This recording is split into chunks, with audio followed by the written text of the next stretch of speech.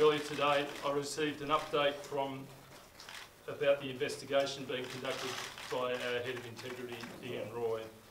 And in conducting his interviews, Ian was also accompanied by two ICC integrity officers. Whilst that investigation is not yet fully complete, preliminary findings have been considered and discussed by the Cricket Australia Board earlier today.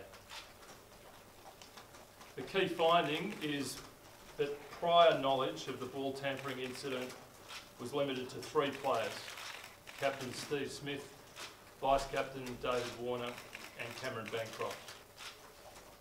No other players or support staff had prior knowledge, and this includes Darren Lehman, who, despite inaccurate media reports, has not resigned from his position.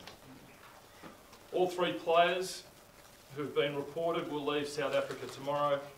Their replacements in the Australian squad for the 4th test here in Johannesburg will be Matthew Renshaw, Glenn Maxwell and Joe Burns. James, there's one word you haven't mentioned.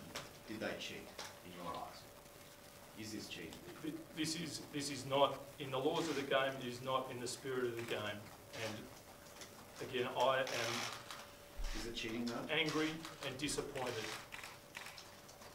Is it cheating? It is not a good day for Australian cricket.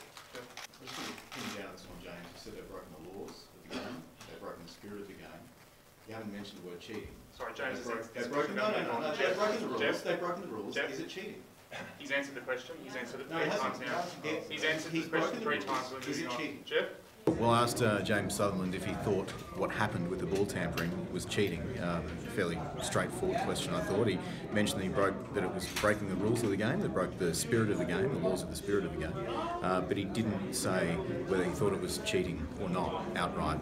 I guess it's a difficult word for a CEO to say when if he says it's cheating. Well, clearly the implications are enormous. There's a large chunk of the Australian public, I think, at the moment that think it was cheating.